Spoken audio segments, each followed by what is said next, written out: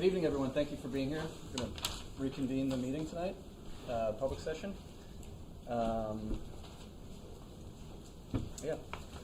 Thank you all for coming. We appreciate you guys showing up, as always. And just wanted to take a minute to thank the community for both their concerns and their support over the last couple of months while we've investigated solutions to a real problem that faces the district. It's something that we do not take lightly. We understand the concerns of many of our friends and neighbors, and we would not be doing our job if we were not looking at all solutions with an open mind. So thank you. Rachel?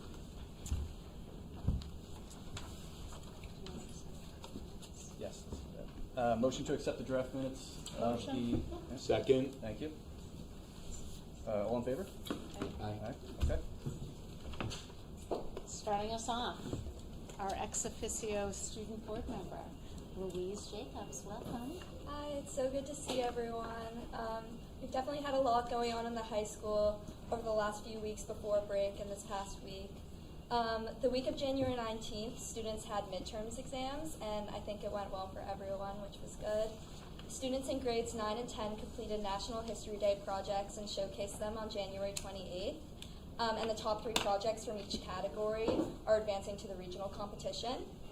Students throughout the high school had an assembly right before break with an assistant district attorney to learn valuable lessons about digital safety. So I think everyone took something good away from that. The Art Society hosted the Hearts for Arts event, which was an open mic night and art exhibition. The art exhibition featured art from students grades 3 through 12, and the open mic night, student performers from the high school performed, and that was great. It was at the Picture House. The SFL hosted their annual Candygrams event where students could send Valentine's letters to their friends, and every student got a candy bag, so that was pretty fun. Seniors went on a field trip to K1 Racing. It was a great time for everyone to bond and just have a little de-stressor day. Before break, seniors also hosted a faculty appreciation luncheon, which had great attendance from both the teachers and the students. Coming up, the High School Musical Chicago is going to be on March 12th, 13th, and 14th. And Winter Sports Awards are on March 10th, with spring sports beginning shortly after on March 16th. And that's everything. Thank you so much. Thank you so much. It's good to see you guys. Have a good night. Thank you. So now it's my pleasure to introduce our Bronxville Promise in Action presentation this evening, which has been coined High School College Admissions Landscape. We have our Director of Counseling, Aaron Kind, here, as well as Ellen, Deanna, and Alyssa. Thank you all for being here this evening. We're eager to hear your presentation.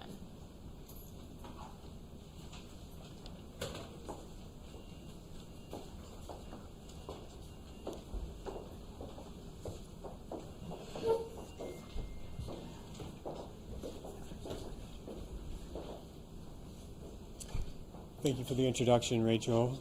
Good evening, members of the board. Thank you for inviting us to speak tonight and share a comprehensive update on the college admissions landscape. Tonight's presentation is anchored in data, emerging trends, and strategic insights shaping the 2026 cycle. It's vital to remember that these outcomes are our department's approach to a student-driven, data-informed counseling practice. More specifically, our phenomenal outcomes are a testament to the hard work of our students and teachers.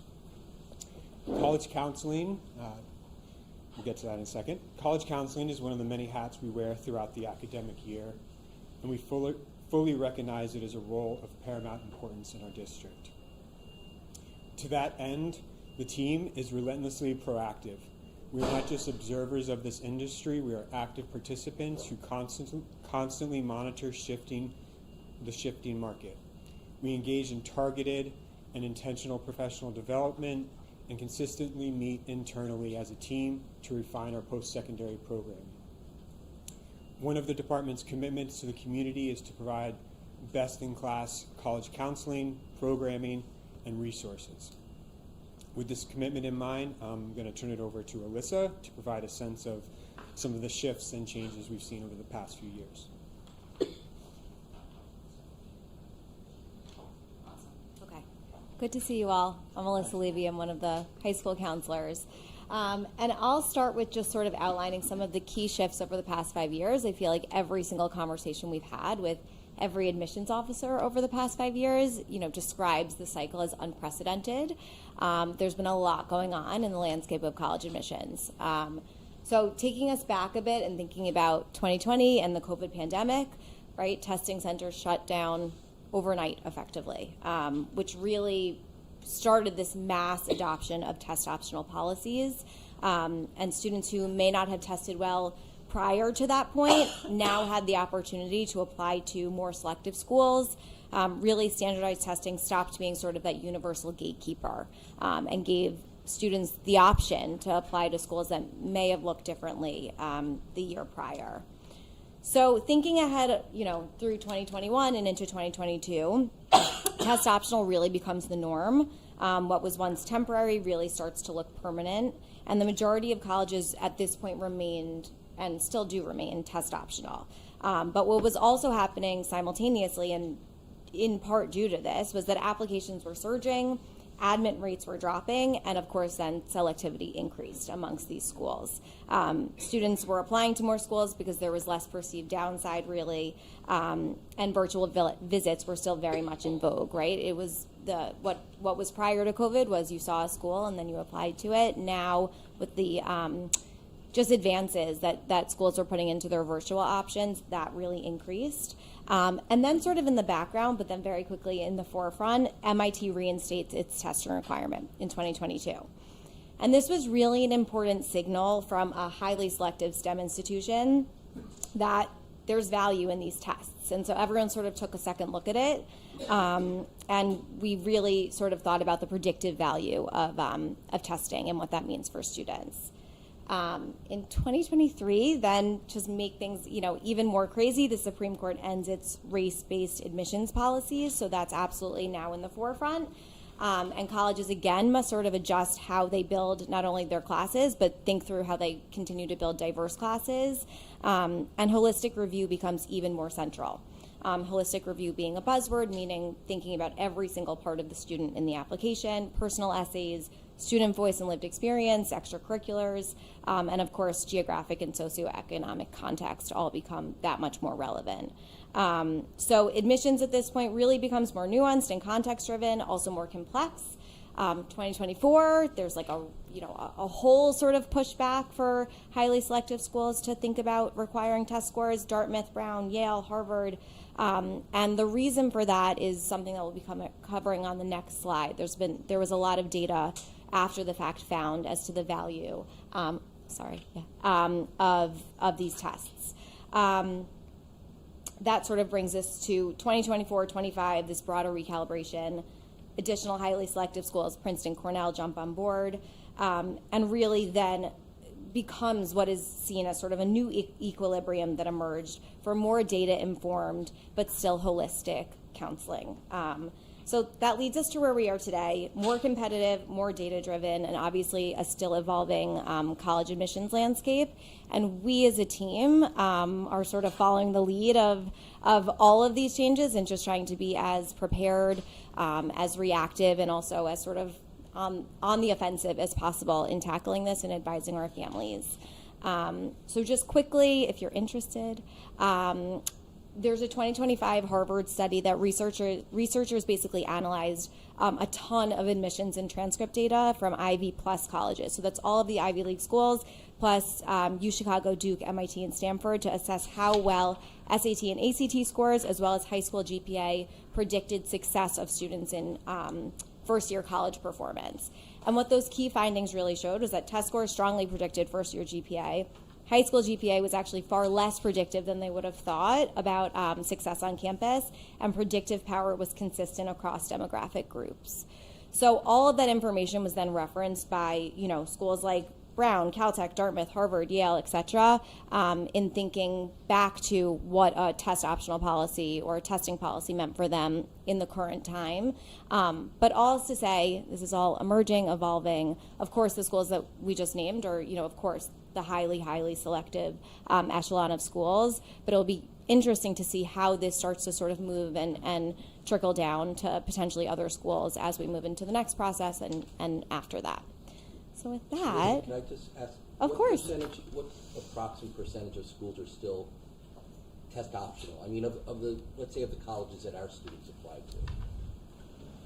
I will say we'll probably hear from admissions officers in the next, month and a half, 2 months as to what the next cycle will look like from a test optional perspective. But I think the better way to answer that is what schools still remain test optional from COVID.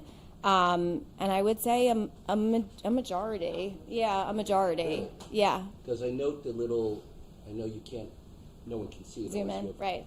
Fantastic eyes, but I'm reading that little note at the bottom, and it says that those who don't submit scores perform equivalent to students in the lowest quartile of SAT, ACT. I mean, that's extraordinary. Yeah, to get a little bit more granular, the findings basically said that students with top scores, so that's obviously 1,600 SAT, 36 ACT, earn GPAs higher than those at like the 1,200 SAT range, 25 ACT. But that test optional students perform similar to students with roughly a 1,300 SAT or like a 27, 28 ACT. So they were seeing at those schools, at Ivy Plus schools. At these Ivy Plus Right, schools that it's were a- referenced in the It's research. a fixed. Exactly right. A group sample size, but Yep. still, I think a pretty substantial comment on those students who don't submit their scores and how they might be judged. Just supposing it. I'm sorry to interrupt, but Yeah. so I point that out. I think clearly a number of these schools jumped on this data as at least worth considering and definitely referenced when sort of defending may not be the right word, but substantiating why they chose to go back to requiring test scores. Thank you. Yeah. So I think another interesting takeaway from this is actually like the level of analysis and sort of science that goes into admissions decisions that we don't necessarily think about. Like these colleges are really granular about who they're accepting and why. There's nothing they want more than students that pass their courses, come back the next year, graduate in 4 years, and they're trying to predict that. A lot has come out in this past cycle about admissions directors and admissions rates. And if you could get, whatever their metrics is, but if you can get really close to predicting somebody's success, you could feel pretty good about accepting them, right? And people get paid a lot of money, a surprisingly amount of money in the admissions office to make these predictions. So despite all of these changes, the department, as Alyssa mentioned, continues to be responsive and proactive, and regardless of what's happening sort of in the world around us, our students are consistently outperforming everyone else at the national level. The 10 schools you see before you are the 10 most applied to colleges. That was the sort of intentionality behind that. There's schools on there that our students are doing twice as well than sort of the national average. A few schools that sort of stick out to me in putting this together were us. Michigan stands out. Our acceptance rate in the dark blue is 12%. Their national average over the past 3 years, this is both in-state and out-of-state, is 20%. With out-of-state public schools, it's really hard to sort of like extract some takeaway just given, any given state's, bylaws about how many in-state students they have to accept versus out-of-state students. So that school we sort of just kind of chalked up. Obviously, there's room for improvement there, but there's not much to like really actionable information. Aaron, wouldn't it be more fair to compare it to just extract the in-state? Because in-state, the acceptance rate is much higher, right? Out-of-state is much more selective. Are you able to get that data? I mean, I don't have it at my fingertips, but of course, yeah. I mean, it might be a more fair comparison. It might be 6% of out-of-state That's students true. are taking 12% That's of true. ours. I don't think Michigan has released it yet this year. Okay. They had a glitch in something that they did in Okay. January, and I don't think All they right. released it. No, I'm just wondering, Yeah, just no, historically, that's a fair point. Yeah, looking in-state is yeah, so different. yeah. All right, thanks. Another school that stuck out to me is Villanova. So our acceptance rate, again, this is all of their admissions plans, early, regular, is 22%. And the national average is 26%. So I did some digging, and if you go to the next slide, Connie. So just to unpack what you're seeing, so Villanova has 2 rounds of early decision, so you can apply there in November, and if accepted, you'd have to go. You could also apply there in January, and if accepted, you have to go, so that's early decision. They also have early action, which represents those tallest gray bars, where most of our students are applying through. And then lastly, they have regular decision. So you can see here that early action is the popular route for our students, but the data would show that early decisions may be like the more strategic advantage. And this sort of highlights some of the work we would do individually with students and families if they're looking at any given specific school, like what does the data show? Obviously, I put this together and for this graph, but through a variety of our online resources, we're able to show this to parents like in real time, and they have access to this information on their own, students as well. And so with the early decision, go to the next slide, it does and is in fact the way to go. This is national data that's been extracted by the researcher that's cited below. You can see that ED rate sort of in the middle of the slide is quite extreme at all of the schools on this list. I sort of snipped the top of the image that the researcher put together, but this list ran for slides and slides and slides. So early decision gives students a very, very competitive advantage during admissions. At Northeastern, it's an 11x advantage. At Tulane, I think it says 5x, and the list went on and on and on. And our students and families are savvy, and so our data, if you could go to the next slide, looks like this. This is from the past 3 years, 4 years, including this year. I think what's interesting, I need to do a little bit more digging. This past year, there were 80, I think that says 86 students that applied early decision. There's been no increase in schools offering early decision. More accurately, there's been one school that now offers early decision that didn't in the past. We had one student apply there. So that, the jump from 73, 74 to 86 doesn't really account for one applicant, obviously. Nonetheless, particularly this past year, but really every year, our students have done so well. It's really just phenomenal. I pulled out ED2 rates, as you can see in the smaller columns. Again, this is sort of like your first choice, if you will. Our students are getting in, 50% or more during that round as well. And so, if you have the resources and the savviness and you're able to dial in on a first choice school, this remains the most competitive way and the most advantageous way to get in, all other things sort of being equal. Aaron, so you kind of referred to this but with resources, but the knock on ED historically has been that if you're a student who needs to compare financial aid offers, that they're not usually available with an ED decision. And so you're being asked to make a commitment blindly without knowing if you can even afford to go to the school. So it traditionally disadvantages students who need financial assistance. Has that changed anywhere? Unfortunately not. You're still walking into this sort of eyes wide open, right? There's financial aid calculators that colleges have put together, that we refer families to, that you're able to sort of put some low-level W-2 or your IRS income information into, and it gives you an expected contribution, and so you can have like some idea of how much you'll pay versus how much aid you might receive. But otherwise, if you get in, you're going, and with that, I guess expected to pay whatever is the sort of gap in funding, as they would refer to it. I will say in more recent years, colleges have been a little bit more lenient about letting students out of this binding agreement. So if your family realizes they can't afford it, like you could call, fill in the blank school and say, you know what, this is just like too much of a stretch. I thought this, finances have changed, etc. And they'll let students out.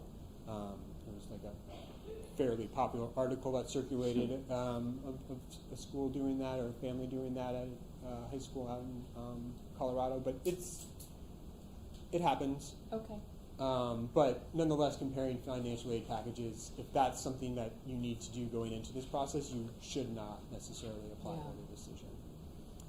But they do have early action, right? And so early action is also another early application program where you apply early, you find out early, you are able to compare financial aid packages. If you could just change the slide. Our students also at a very high rate take advantage of these programs, and they should.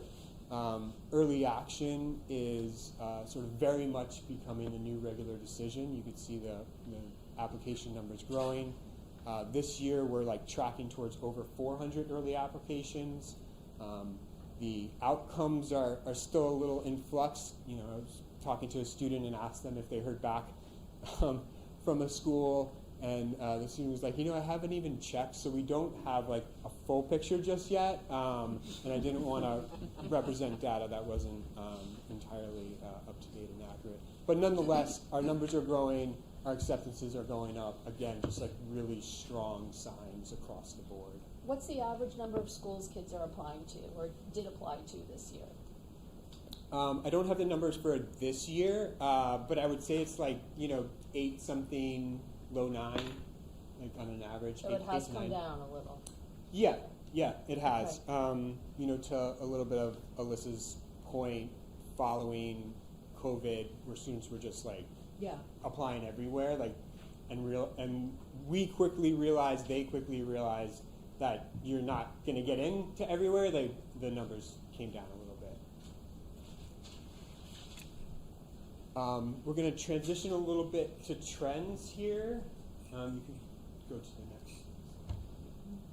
next. So just a few things that we're monitoring in our department. Obviously, AI is everywhere, including college admissions. And so I pulled the language from the UNC's website, and I just want to read directly from their website. UNC uses AI programs to provide data points about students' common application essay, their transcripts. Data points include writing style and grammar and rigor of a student's coursework. This allows our admissions team to focus on content of a student's essay, grades, and the extent that they've challenged themselves in the classroom with a strong curriculum. The space in itself there's no real advantage to being a first mover. Colleges are very much wait and see what happens next. I think you could see that by the trend in students going back to their testing. Virginia Tech was also quoted in an article about using AI, artificial intelligence in the admissions process. And I just to kind of drive home the point here, the quote from their admissions director was, the feedback from a lot of his colleagues or their colleagues, you roll this out, we're watching you, and we'll see how everyone reacts. And so there's no real rush necessarily for colleges to introduce this into the process, but some are. I think some will continue to. As I'm sure you all use it, we all use it. Sometimes there's flaws. It would be really unfortunate that a student doesn't get in, or there's a problem with their application because of some hallucination by the computer, right? So it's still early stages. Another thing that I've been quietly tracking is QuestBridge. Questbridge is a scholarship program, a full ride scholarship program to partner institutions. They now have 55 partner institutions. Just in pulling some of this up, a few years ago it was just 45. So here are some of their partner institutions: Amherst, Bates, BC, BU, Bowdoin, Brown, Dartmouth, Cornell, Columbia, Middlebury, Princeton, Smith, Swarthmore, Duke, Emory, Rice, pretty much any place you would want your child to go to, almost, and more. Chicago, Notre Dame, Wash U, Stanford, USC, Pomona. So this is a scholarship that students are eligible based on their income. And not only is this sort of slowly eating away into early decision seats available, some schools accept 75, 100 Questbridge scholars. I think it's also a way for colleges to sort of find a little bit of a back channel to accept students who might not be, underrepresented students. So in light of the Supreme Court decision, and colleges very much looking to fill their class with a diverse group of students, I think this has become a pathway for that. And so it's just something we're monitoring just to be aware of.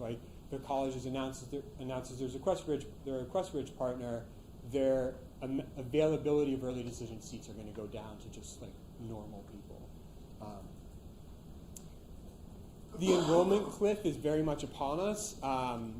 So after 2008, there was a birth rate decline that has now caught up to us. Colleges are a little worried about enrollment numbers.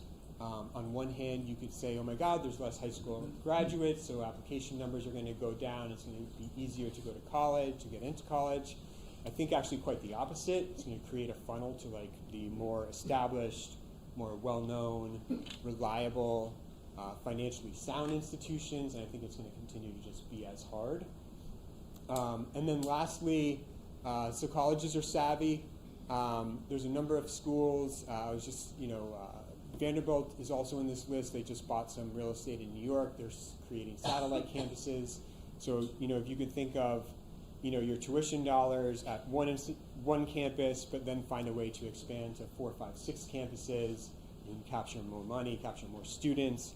At Northeastern, there's 1, 2, 3, 4, 5 different sites that you can be accepted into. Obviously, Boston, Oakland, fall abroad at their partner institution, London, and New York City. And so some of these schools are just, again, trying to get strategic about how to continue to secure students and make sure that they're coming in the fall. And turn over to Ellen to talk about a little bit more fun trends that we're seeing. Good evening, nice to see everyone. So I'm going to talk a little bit about the trends we're seeing from the student side. Those of us lucky enough to have a teenager in our inner circle are familiar with social media, and TikTok in particular has proven to be a very consistent news source for teens and our students. On TikTok there have been a proliferation of different college-spirited videos that students really enjoy watching and get a lot of information from. Whereas, in the past, often the news source was going on a college website or perhaps, speaking to a current student. Now, 24 hours a day, if you type in the name of a certain school that you're interested in, you'll be able to get videos made by students, made by organizations, maybe some perhaps more academic, made by academic departments at different schools, and the students are really using that, and it's influencing their decision making. On the screen you can see there have been a couple even streaming services that have made movies and series about this fad. The Alabama Rush is one of the really well-known ones. There's one called the Sorority Mom's Guide to Rush, and students and perhaps even with their parents are getting a glimpse into college life in a different way. Videos of parties, videos of outfits as they're wearing to get ready for different events have really served to give students what they think of as a taste of the more informal side of being a student in college. And those of us who like more traditional news sources can find articles about the Southern schools in particular in the New York Times, Town and Country, New York Post, the Chronicle of Higher Ed, on how this trend is really nationwide, but what's nationwide is actually mirrored here in Bronxville. So on the next slide, we have just a graph showing in the past 4 admission cycles the growth of our students applying to what's defined as Southern schools. Southern schools are those that are categorized as Southern by our Maya Learning software in certain Southern states. In particular, we've seen a lot of growth at Clemson, the University of Miami, University of Florida, University of South Carolina, SMU, Florida State, Georgia, and the University of Tennessee. So it's something that we've been tracking. It's something we've been exploring. We are looking into doing some more visits and building our relationships with the admissions offices at those schools. And I think it's actually exciting. Although, the research may not be in the most traditional way, it's always great to have our Bronxville students broadening their horizons and looking at new schools. Thank you. Thank you.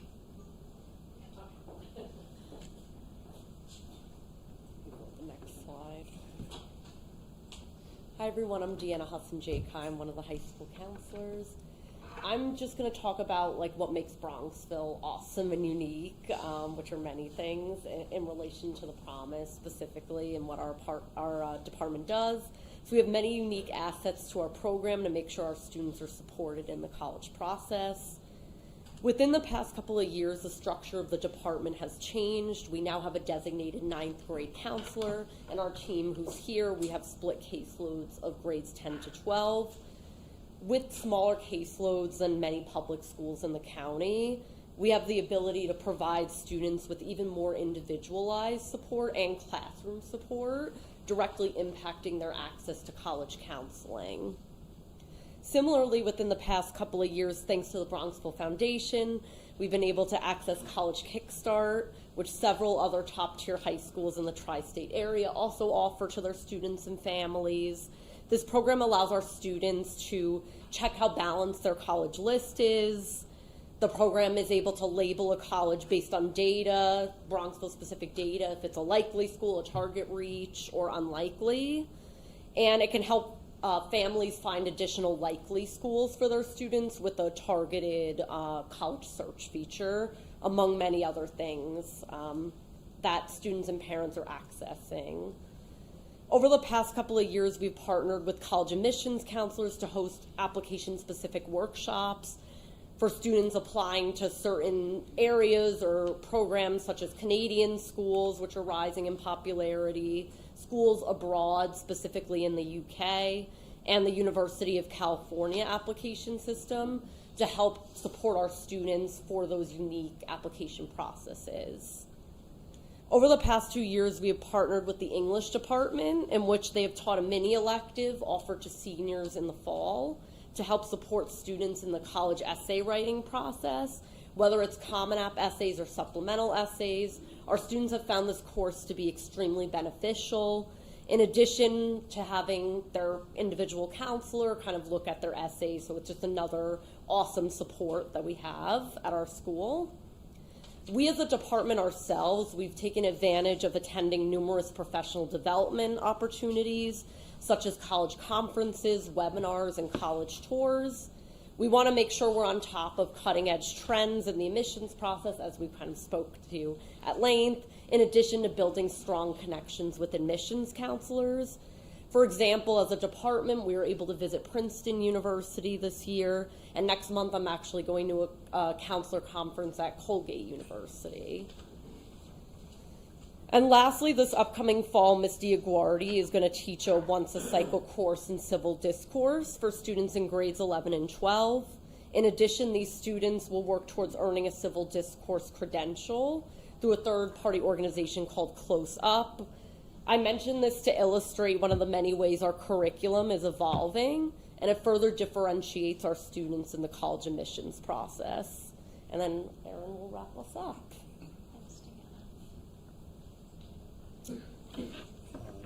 So in closing, the data we shared tonight illustrates a landscape of increasing complexity and shifting variables. It also confirms a fundamental truth that our students are more than just applicants. They're innovators, leaders, engaged citizens who think critically about the world around them and strive to foster a sense of belonging in every community they enter. That makes our students uniquely prepared for college admissions. These are the type of people colleges want on campus.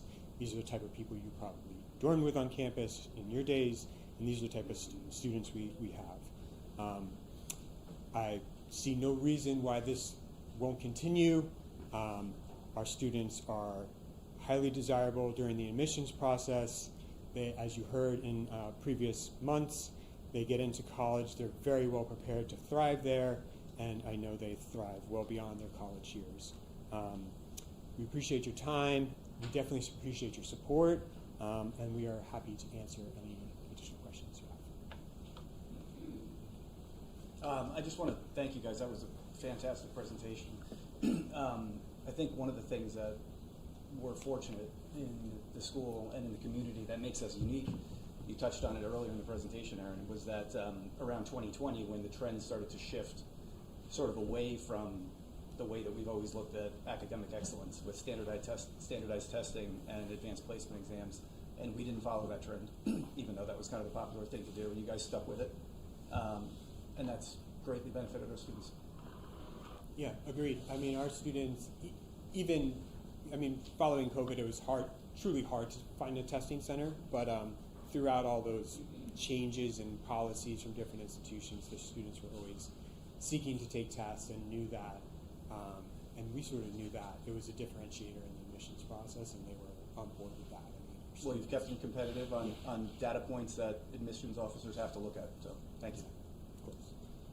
Thank you for all being so accessible to our seniors and how much you meet with them. I don't think people realize how many phone calls you take from parents and kids on a daily basis who are anxious about the process. So we really do appreciate all your time.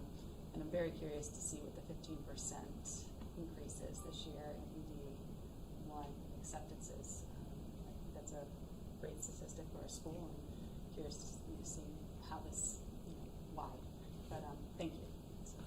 We hear about all the lines that you guys have outside your door. Who has the longest line with students? Well, those whoever has candy in their own. Yeah. Okay, fair enough. Great, thank you. Thank you guys, appreciate it. So well done.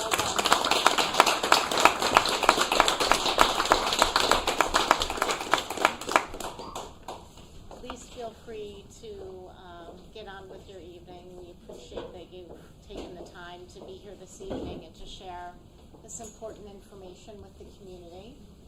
Thank you for another long day.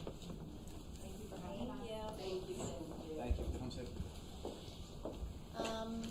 I just have a brief comment on the letter that the board and I sent out to the community earlier this week. I want to just recap that and give any community members an opportunity to comment at this time and not have to wait until the end of the meeting. But I thought you'd appreciate hearing that presentation, so thank you. As you know, the board and I sent out a letter earlier this week to update the school and the broader community regarding permanent field lighting as an option to address our field constraints. Since the public announcement that we were exploring this, the study group made up of community members, facilities committee members, and district leadership have met twice. In early February, I shared a document with input from the study group, the Board of Education, and our leadership team, outlining the variables leading to our field constraints, as well as possible solutions and their limitations. The Bronxville Schools' limited outdoor athletic space does present a significant and complex challenge to supporting its robust athletics program. It's the obligation of this board and leadership to do our due diligence to help solve challenges the district faces, and we take this responsibility seriously. As a result, continued research and thoughtful evaluation of potential alternatives are essential to ensuring that the Bronxville School can effectively support its student athletes now and in the future. In order to allow for community members to have a voice, we developed a thought exchange regarding the proposal for permanent field lighting at our school. We greatly appreciate the time and effort each of you took to provide your insights and perspectives on this important issue. Throughout the exchange, it became clear that the community holds a wide range of views on the potential installation of permanent field lighting. Many participants expressed concerns about the impact on the village's character, the increased noise and light pollution, and the effect on property values. There were also significant worries about the environmental impact, including potential disruptions to the flood mitigation system and the broader ecosystem. Conversely, some community members highlighted the benefits of increased field availability, enhanced safety for student athletes, and the potential for fostering a stronger sense of community through evening events. However, the overarching sentiment was one of caution, with many emphasizing the importance of preserving the unique charm and character of Bronxville. After careful consideration of all the feedback and weighing the potential benefits against the concerns raised, we have decided not to move forward with permanent field lighting as an option. Although there were sound arguments and strong points of view on both sides of the issue, we believe the decision aligns with the community's desire to maintain the village's historical integrity while honoring the perspectives of all residents. We remain committed to exploring alternative solutions that address the needs of our student athletes while respecting the concerns of our village. The study group will continue to engage in this important work. Thank you once again for your participation and for being an integral part of the community. We especially appreciate those who shared their thoughts with civility and respect. Your voices are invaluable in shaping the future of the Bronxville School, so thank you. And I will open up to public comment as it relates to this specific issue. Tagalog, 20-year resident parent. Our kids are gone 6 and 4 years, but we have stayed. Aaron, thank you very much for your team's presentation. Our experience has been early decision was totally the way to go for me and for my 2 children.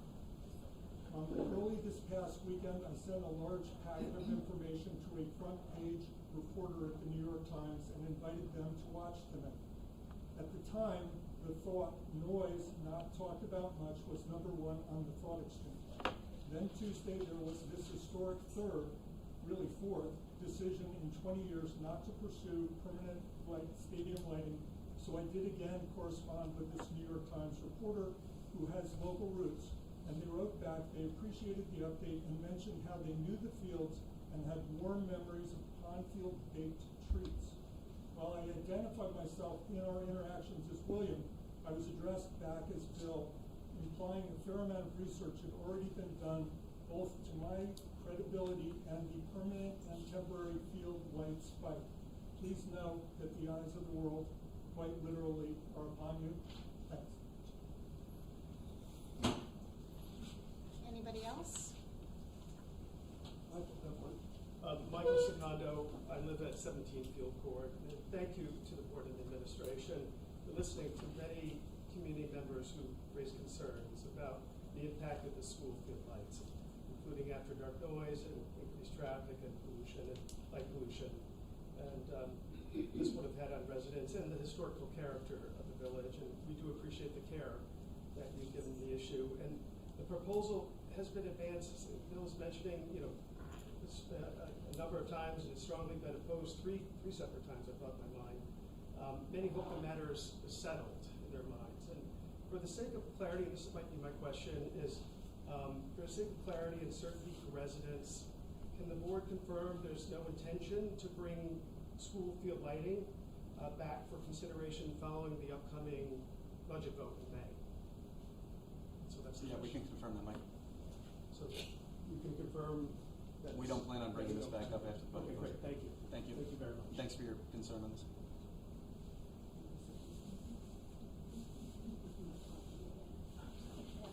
Hi.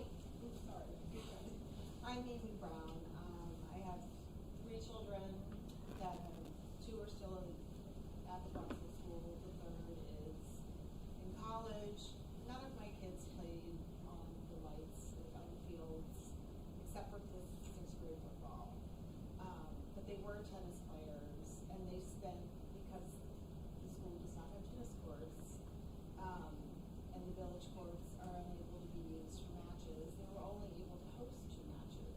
So I had children that spent a huge amount of time being bused to other places,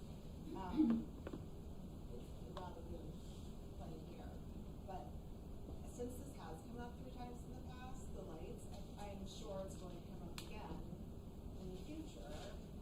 And I just wanted to thank the board and the administration for being so thoughtful with all of your work that you put into exploring this idea. I think it's always going to be a very divisive issue for the village, and that is something that saddens me, because that is the most special part of our village, is that it's a community. But the other alternatives that you're looking at, they impact the students as well. So I just really wanted to say thank you for being so thoughtful and doing your jobs so thoroughly. I appreciate it. Thank you. I'm Mary Marvin, and I am speaking tonight as the mayor, and I just came to, I admire you so much. You handled this with such grit and such grace, and I know my favorite quote is Teddy Roosevelt, where it says, credit the folks in the arena, and you put yourself out there, and I thank you for the cooperation you shared with the village. You listened to everything that we shared, that we heard from some of our residents who didn't have children in the school and felt more comfortable perhaps sharing it in village government. And I just wanted to tell you, we are partners with you. I have already worked with the fabulous superintendent, and good leadership starts at the top, and we indeed have it. And we've worked with Eastchester Town Government, trying to get more time at Handle Field. And next week we have a breakfast with the county executive to get more time at Scout Field. And I just wanted to say we are 100% your partner, and I'm just here with great admiration. And I think things like this, well, I know based on my experience, they only make the village stronger. We live in a village filled with people who care deeply about their hometown, and how can we lose? Thank you.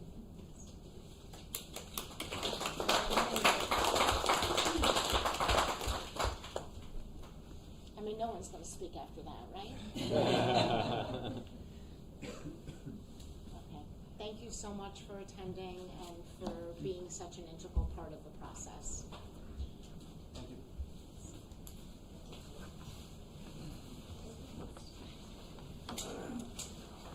The next item on the agenda has to do with the 26-27 school calendar.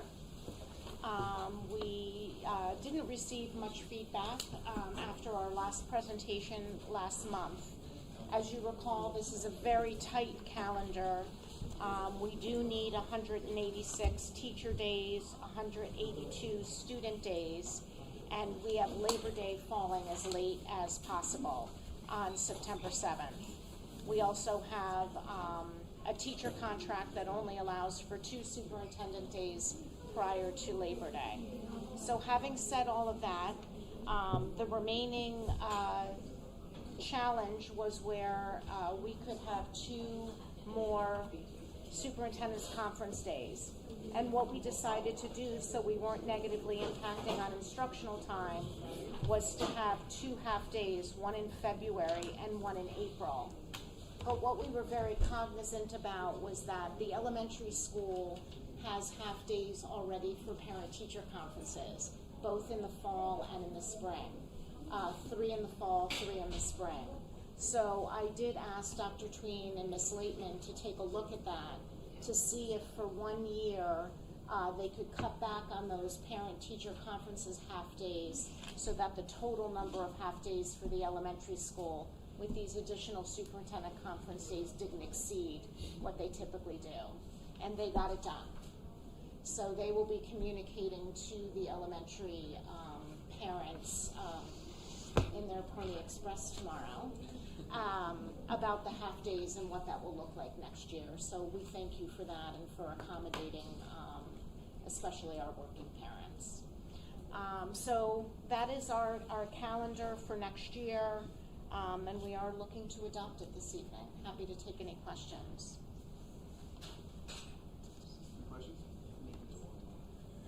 All right, can I have a motion to approve the 2026-2027 school year calendar, please? Motion. Second. All in favor?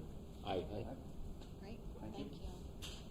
And then the personnel agenda, congratulations is in order to Ms. Laitman, who we coerced into staying a second year.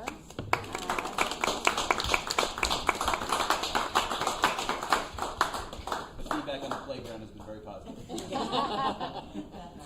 It does matter. Adrian, thank you.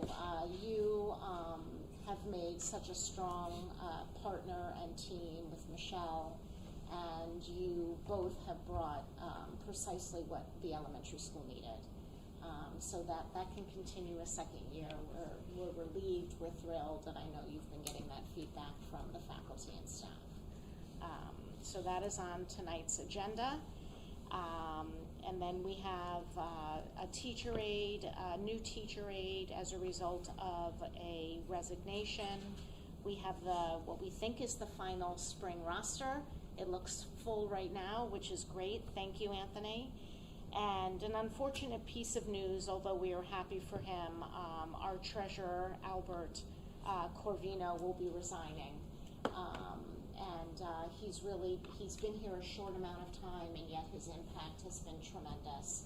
And we're very grateful for that, and we're happy as he's starting his next chapter. We're also very grateful that he's giving us 2 months' notice, which gives us lots of runway. Dan's already started recruiting. So you have before you items A through K this evening. Any questions? All right, can I have a motion to approve the personnel action items? Second. All in favor? Aye. Thank you. Dan? Good evening. Guidance was mentioning fun trends. It's never fun when you get to me. I had to submit a second draft of this because in the top right corner I did not update on the first draft. I did it at 5:30 this morning after a 3-day odyssey due to the storm. But there's something misleading in that top box. The year-to-date expended, which is the third line down on the current year column, that includes the $5 million transfer that came in from the construction reserve and went out to the capital projects fund. So if you take that out, we are actually trending at about the exact same rate on a monthly basis, our burn rate across the board for expenditures. And then just below that with the current year revenue, that's just a timing issue between when we got our taxes from the village and were able to deposit them. Last year it was probably January 31st. This year is probably February 2nd or something like that. So that will be right around 94% next month. Other than that, the projection is pretty much unchanged. We're sitting at a projected surplus of $488,000. That should go a little higher. There's a little room, definitely in interest income, since we're sitting on a big pile of money for the next couple of months. But there's wiggle room in case rates continue to decline. But if they stay where they are for the rest of the year, instead of hitting 800,000, they may go a little higher. We'll see. Other than that, we're in a decent place as far as starting to fill back our fund balance in order to maintain our bond rating. Because we are going to issue bonds within the next year, or at least notes, depending on where we feel interest rates are going. Any questions?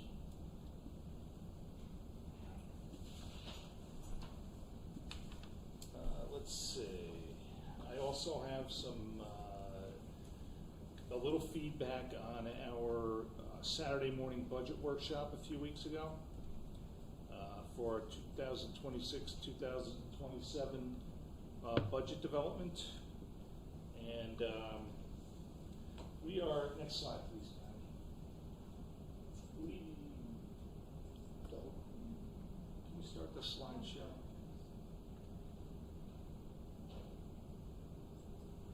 There you go. Let's see.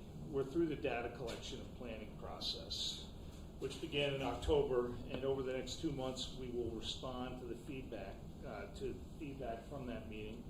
And this is the first effort, and refine the budget with the anticipation of settling on a budget for adoption by the board meeting in March, and put forth for referendum on Tuesday, May 19th. Next slide, please, Connie. I did an analysis over the last, I guess, 14, 15 years since the 2% tax levy cap. It's not actually 2%. It's a more complex formula than that. But for lack of a better term, the tax levy cap and how we've performed in terms of coming in under that cap over the last 15 years, and I think both the cumulative savings for taxpayers over that period of time, and also where our budget would have been this past year if we had just budgeted to that cap each year. And cumulatively, we've saved taxpayers about almost $16 million by coming in under the cap for 14 years, with our budget being about $2.8 million lower now than it would be had we budgeted at the cap. The point's not to brag about how much we didn't spend, because spending isn't the goal. We ask for the resources we need for the program we want to put forth, balancing the needs of our students and prudent practices. If that was less than the tax levy cap, then so be it. What we're finding now is that inflation is so outpacing recent caps that we're struggling to keep our current programs and stay within the cap this year. And just to illustrate that, next slide, please. This is kind of an indication of what the CPI, which is the top two tracks, are the core and the CPI-U, have done over the last 4 years compared to where our tax levy cap has gone, or our tax levy has gone over those years, and our budget, which have kind of risen in tandem at a much, much lower rate than inflation. And after, say, about 1, 2, 3, 4 years of that, we're really starting to feel the impact this year. Next slide, please, Connie. And we reviewed in detail at that Saturday morning workshop areas of cost growth, which have been health benefits, private school transportation, and athletics. And next slide, please. As far as health insurance go, we provide coverage for 147 active employees and 168 retirees. 10 years ago, we had 163 active and 130 retirees. 49 eligible employees take the offered buyout, which is about $1,500 for an individual and about $3,000 for family coverage. If all of those employees had, took the health insurance offered, our budget would be, probably $1.5 million higher. Employees pay up to 22% in 2026-27 of the health insurance premiums, so they have a lot of skin in the game. Obviously, not as much as the Board of Education does. And we currently offer 2 providers: Swiss Chip's statewide schools cooperative health insurance plan. The bulk of our employees are in that plan. We still have 4 employees left in an Oxford Legacy plan, which is a higher cost plan. It used to be a lower cost plan years and years ago, but even HMOs have outstripped the consortium increases over the last decade. And then either still on Swiss Chip as pre-Medicare coverees, or people on Medicare with a Swiss Chip supplemental plan. We have about 145 either retirees. And then post-employment, upon retiree and a minimum length of service, we pay for private insurance until eligible for Medicare, and the employee pays the same cost share in effect at the date they retire. Then we pay Medicare Part B premium as well for pre-July 1, 2025 hired teachers. And the annual net cost is about $6.9 million at this point. And that's 12.5% of our overall budget. 10 years ago, it was under 9% of our overall budget. So we've been getting squeezed with health insurance benefits for a long time. Next slide, please, Connie. Overall, health insurance has been a challenge, especially coming out of the pandemic. Combination of national trends in utilization and costs have really hit us here, as we're involved in a self-insured consortium with over 90% of our enrollment. Furthermore, our active employees enrollment numbers have been trending down over the last decade. Our retirees have been living longer, which has resulted in a 30% increase in retiree enrollment over the last decade. We requested that Swiss Chip conduct an analysis on the impact of a high deductible HSA plan to help curb future growth in this area, as health insurance has grown to be such a large percentage of our budget. Recently, this year's about a 9% increase in health insurance premiums, offset somewhat by moderating enrollment and premium share, taking up about 20% of that increase. The cost share for some will go from 21 to 22%.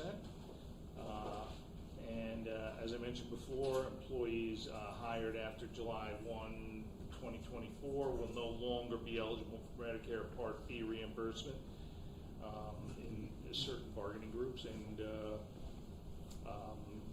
we will still pay private insurance at the same cost sharing rate until they're Medicare eligible. Current Medicare Part B reimbursement is about $360,000 to $400,000. In 30 years, that should go down to close to zero, but it's going to be a long time. Swiss Chip is currently looking at options for improving drug plan costs. Several districts are interested in the high deductible HSA option. Our hope is that more efficient and affordable delivery systems will be available without compromising benefits. And we are actually independently exploring a high deductible HSA program as a replacement for the Oxford and United Healthcare option. 2 slides, Connie. There you go. That was the last slide I was talking about there. And then we We've also been looking hard at private school transportation costs. We currently participate in a consortium through BOCES with Eastchester, Pelham, and Tuckahoe to bus our private school students to schools within 15 miles as required by law. Applications are due by April 1st of each year, and the theory is that the more students we can put on buses going to the same destination with our partner schools lowers our seat cost per student. However, the cost of the buses through a competitive bid has increased over 30% over the last few years, as contractors have been increasing wages to deal with a nationwide bus driver shortage. Since 2015-16, the cost per rider has more than tripled. We are discontinuing a route that has been ongoing for the last 5 years, as it is slightly outside of the 15-mile radius, and we're seeking to find more cost-effective ways of providing the service through public transportation or hiring our own driver. And that's just that's ongoing discussions, basically all the time now. And then we also took a close look at interscholastic athletics. They've grown as personnel cost. The cost of interscholastic athletics has grown as personnel costs, the number of teams and coaches, and extended season pay has combined with transportation costs to drive a compounded annual growth rate twice the overall budget in the last 10 years. And in reviewing this data, it looks like our transportation for athletics for next year is actually a little light. I'll talk about that a little later. And then let's see, next slide.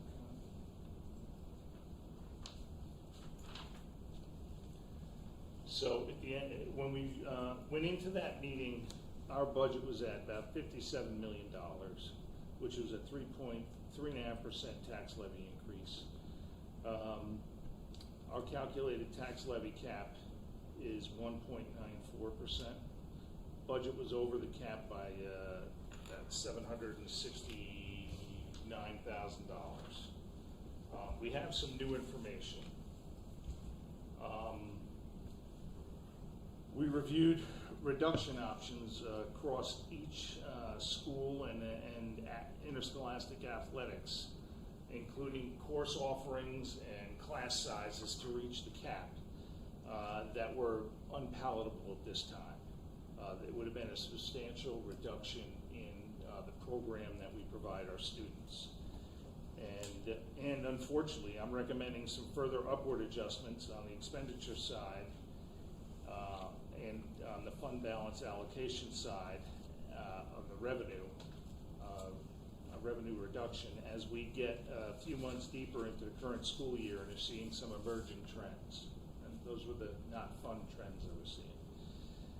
Our athletic transportation budget and some facilities budgets proving to be significantly lower than our current year expenditures must be adjusted upward more than originally anticipated. Furthermore, after transferring $5 million from our construction reserve to the construction fund for the upcoming project, our reserves are at the lowest point they've been in the last 5 years, which could impact our bond rating. So we want to make sure we maintain adequate reserves to maintain our AA1 bond rating as we prepare to issue bonds in support of the elementary school capital project over the next year. Next slide, please, Nadia. So where we sit now is about $57.4 million, with a tax levy $50.22 million, which is a percentage increase on the levy of 4.3%. Which is almost 2% over the tax levy cap, which is about almost $1.2 million, which is not where we want to be. But I think we have a good story to tell on why it is there. Next slide, please.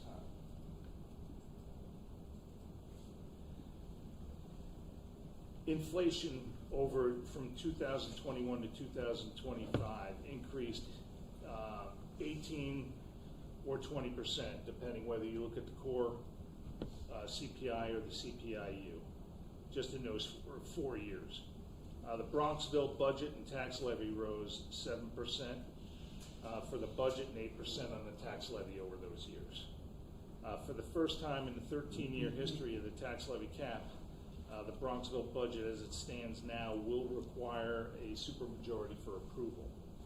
And Connie, this is going to be the last slide that we're on now, and into here, because we're going a little longer. But the board will spend time over the next month looking where the level set point is to not need an override for the next 2 years if we choose to pursue one this year.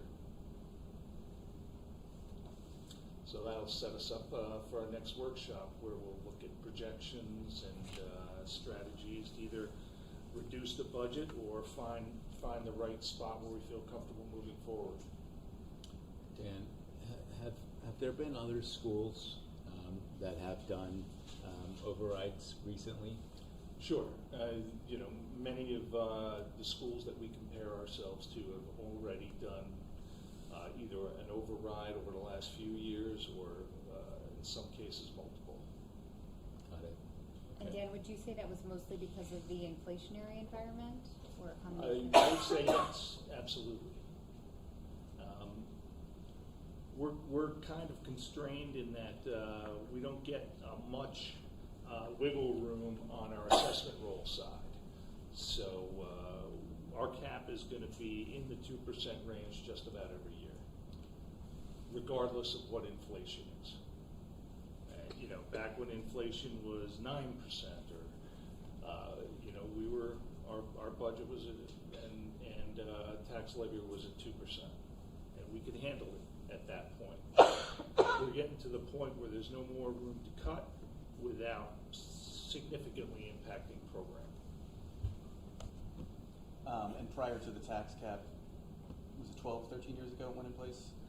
2011, 12, around there.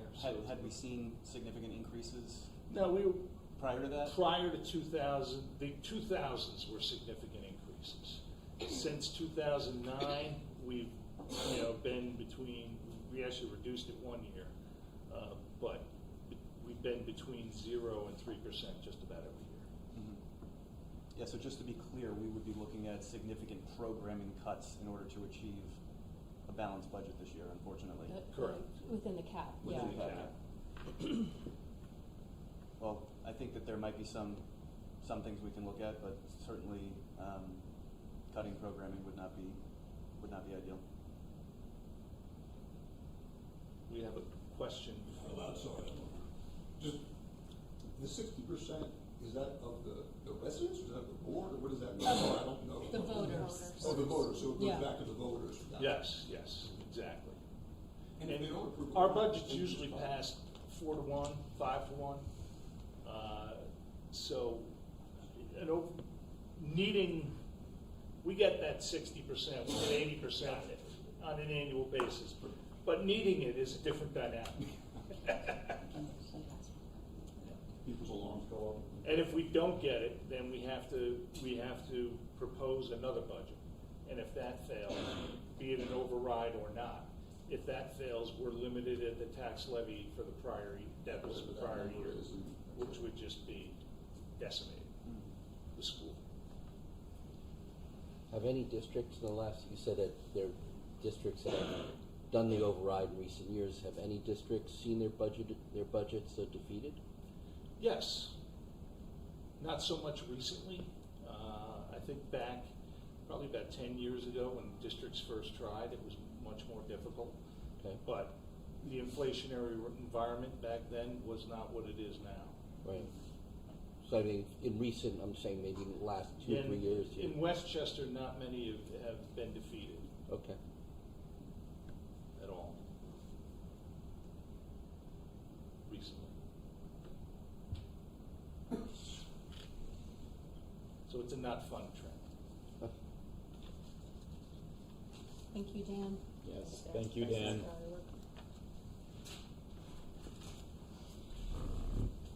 And moving on to facilities, there's no financial action items. So we're moving on to facilities. There's no facilities action items, but I have a short report. Mike Lee and his staff and our contractors at A&A. Yeah, I think Mike was here for 3 days, living in the building. That's really two tough storms. We've been spoiled lately. We haven't had storms like this at all, and to have two of them in close proximity was difficult. You know, the school has the same issue people all over the village has. There's nowhere to put the snow. So, you know, he got creative and found some dump trucks to cart it out of here. But it's still an ongoing battle. You know, hopefully we'll get a few 45-degree days like we had today and be able to move some more. But I hear there's some coming in on Sunday. Who knows? But it's going to be March. Winter ends. Hopefully we get no rain because our Yep, ground's you gotta get that saturated, field. yeah. Yeah, thanks to Mike Lee and the Yeah. facilities folks who are literally camping out here during these storms to keep the plows running and try and get the school open as fast as possible. Yeah, and there's a cost to that. We're seeing a little pressure with both overtime and contracted services costs, but you know, we'll deal with it. Then we also met, Mike and I, with Land and Calgi today, and that's our architect and our construction manager for the upcoming capital project, to begin phasing and logistics for the project. And the bad news on that is both the architects and the construction manager concur that we're looking at a 3-summer project, not a 2-summer project. And it's just, you know, I pressed them on that a lot, and they said they just couldn't get that amount of work done. But you know, more details to come when the phasing report comes out. And bids are going out, I believe, in March to be opened in April, and that will tell the story about whether we think this project is going to be a success or not. If the bids come in much higher than the budgets, back to the drawing board. If they come in within budget with good contractors that we know and recognize, we're off and running. So we're looking forward to that. Great. That's it. Thanks, Dan. My pleasure. Doom and gloom tonight. Thank you.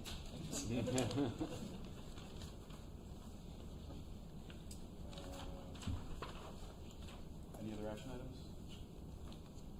No? All right. Committee reports. I know finance was fresh on everybody's mind, so. We met today just to review the latest updates to the budget. We also, or to the draft budget for next year, actually. And we also met in January with the district's bond advisor to talk about where she sees rates potentially being, what an amortization table might look like for us, and just various options depending on what rates do. So that was very instructive. We talked a little bit with her about what drives the district's excellent credit rating, and what we do that some other districts don't do is we try and manage our borrowing with the use of reserves, which we try and maintain pretty conservatively. And so that's why you hear us talk about in the draft operating budget trying to balance the use of reserves to manage the tax cap, but also keeping them healthy to maintain our excellent credit rating. So that's kind of the balance there that we discussed in January. And yeah, I think at the January meeting we also worked on the preparing for the budget workshop, and I think that's about it for Finance Committee. Great, thank you, Susan. Dan, you touched on some of the facilities items. I don't have anything else to add there. PTA, Foundation, big shout out to the Foundation. Pete's not here, but he said to thank the Foundation for all their hard work and helping the school out in every way that they do, and thanks to the PTA. Yep, foundation grant applications are due tomorrow, so if anybody's sitting on something, time to get it in. Anybody else? We did have a curriculum, Strategy and curriculum? strategy curriculum, which I did not attend, so, I don't know if you wanna pipe in, either of you or Ann, please, I think we just talked about two things that will be new in the high school next year. One is offering AP seminar with one of our electives initially, but maybe expanding it after that. And the second was offering a civil discourse credential, which is endorsed by an organization that we're working with called Close Up. And so those are two ways I think Aaron and his and the guidance department alluded to that our students will be able to distinguish themselves in the college application process. So we're really excited for that, and happy that the faculty are jumping on board to pilot those things. Thanks, Sam. Any other public comments at this point? No? All right. Motion to adjourn the meeting? Second. All in favor? Aye. Aye. Thank you.